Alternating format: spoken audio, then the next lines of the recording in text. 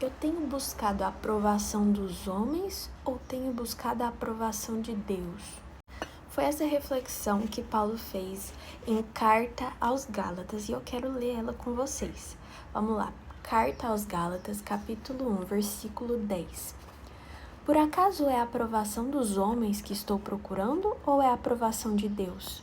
Ou estou procurando agradar aos homens? Se estivesse procurando agradar aos homens, eu já não seria servo de Cristo. Essa frase que ele fala no final é muito interessante, porque já é claro na Bíblia, em outras passagens, que nós não devemos servir a dois senhores. E quando Paulo ele diz, se estivesse procurando agradar aos homens, eu já não seria servo de Cristo, ele está dizendo justamente isso.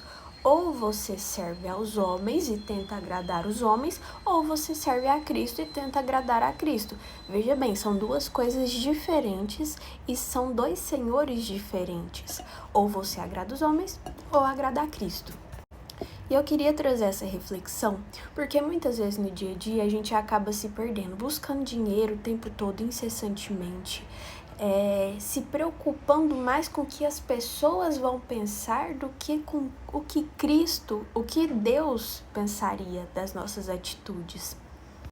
Só que não dá para nós servirmos dois senhores. Nós estamos no mundo, mas nós não devemos servir ao mundo, não devemos servir uns aos outros, porque estamos todos no mesmo barco.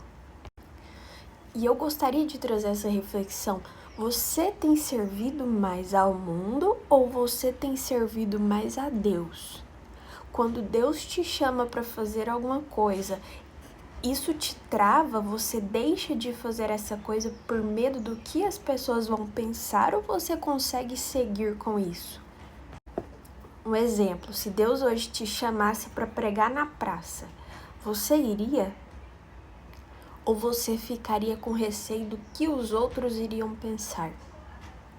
E pense em uma série de situações e vá desbloqueando essas coisas em vocês. Porque a nossa vida, ela tem que gerar testemunho para Deus. Nossa vida tem que servir a Deus. Se nós não estamos servindo a Deus, nós estamos consequentemente servindo ao mundo. E eu quero continuar a leitura de Carta aos Gálatas com vocês. Agora a gente vai para Carta aos Gálatas, capítulo 1, versículo 11, até o versículo 14. Vamos lá. Irmãos, eu declaro a vocês, e aqui quem está falando é Paulo, tá? O evangelho por mim anunciado não é invenção humana, e além disso não recebi nem aprendi através de um homem, mas por revelação de Jesus Cristo. Certamente vocês ouviram falar do que eu fazia quando estava no judaísmo. Você lembra do que Paulo fazia quando estava no judaísmo? Ele perseguia os cristãos. Certamente vocês ouviram falar do que eu fazia quando estava no judaísmo. Sabem como eu perseguia com violência a igreja de Deus e fazia de tudo para arrasá-la. Eu superava no judaísmo a maior parte dos compatriotas da minha idade e procurava seguir com todo zelo as tradições dos meus antepassados. Deus, porém, me escolheu antes de eu nascer e me chamou por sua graça, quando ele resolveu revelar em mim o seu filho, para que eu o anunciasse entre os pagãos. Não consultei ninguém, nem subi a Jerusalém para me encontrar com aqueles que eram apóstolos antes de mim. Pelo contrário, fui para a Arábia e depois voltei para Damasco. 3 anos mais tarde, fui a Jerusalém para conhecer Pedro e fiquei com ele 15 dias. Entretanto, não vi nenhum outro apóstolo a não ser Tiago, o irmão do Senhor. Deus é testemunha, o que estou escrevendo a vocês não é mentira. Depois fui para as regiões da Assíria e da Cilícia, de modo que as igrejas de Cristo na Judéia não me conheciam pessoalmente. Elas apenas ouviam dizer, aquele que nos perseguia agora está anunciando a fé que antes procurava destruir, e louvavam a Deus por minha causa. Veja bem, Paulo, ele perseguia os cristãos mais do que as outras pessoas da sua idade. Ele se destacava no judaísmo por perseguir os cristãos. E mesmo assim, mesmo tendo perseguido os cristãos, mesmo tendo matado cristãos, Deus ainda o escolheu para pregar o evangelho, porque Deus ele vai nos improváveis. E Paulo escolheu servir a Deus. Paulo escolheu pregar a palavra. Aqui a gente vê que Paulo, ele foi pregar a palavra em lugares que ele sequer conhecia. Ele não conhecia ninguém. Ele nem chegou a conhecer todos os apóstolos que eram apóstolos antes dele. Ele simplesmente fez a escolha de seguir a Deus e pregar o evangelho por todo mundo. E ele foi.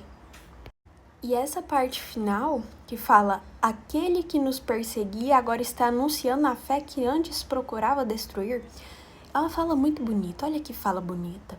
Deus, ele não busca os prováveis, Deus, ele busca os improváveis. É bíblico. Deus usa os loucos para confundir os sãos.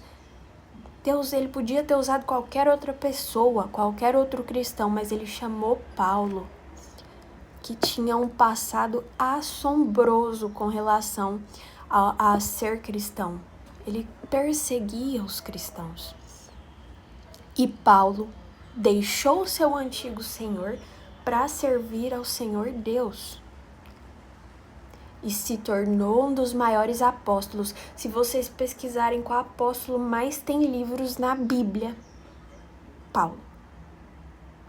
Justamente aquele que perseguia a fé cristã. Porque Paulo fez a escolha.